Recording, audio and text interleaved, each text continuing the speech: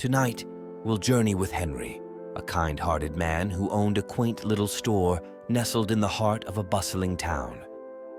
With twinkling eyes and a warm smile, Henry greeted each customer who stepped through the door of his shop with genuine enthusiasm. His store was a treasure trove of odds and ends, filled with trinkets, toys, and knickknacks of all shapes and sizes. Henry took great pride in his store, not just because it was his livelihood, but because it was a place where people came together, where stories were shared, and where friendships were forged.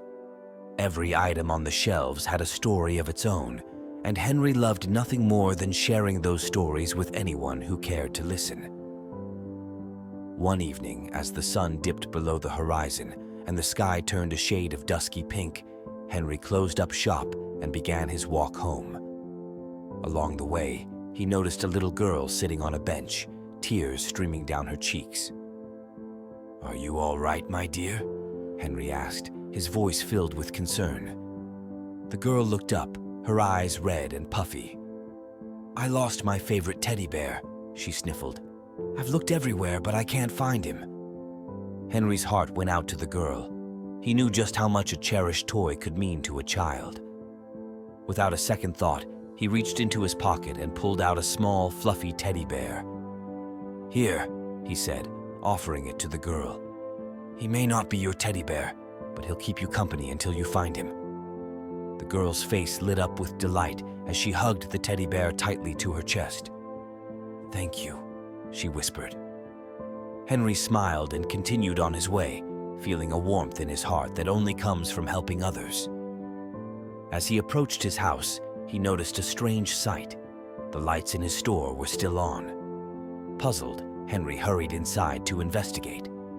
To his surprise, he found a group of mice scurrying about, their tiny paws reaching for the shelves. "What on earth?" Henry exclaimed, startled. But then he noticed something even more peculiar. The mice weren't stealing anything.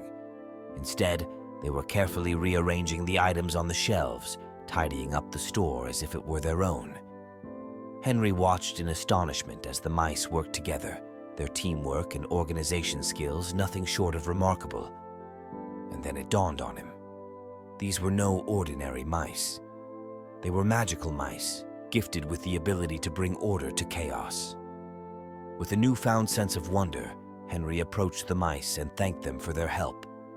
In return, they squeaked happily and scurried off into the night, leaving Henry to marvel at the magic of the world around him. From that day on, Henry's store flourished like never before. Customers flocked from far and wide to marvel at the impeccably organized shelves and to hear the tales of the magical mice who called the store home. But more than anything, Henry learned an important lesson that night, that sometimes help can come from the most unexpected of places. And as he closed up shop each evening and made his way home, he couldn't help but smile, knowing that magic truly did exist in the world, if only you knew where to look.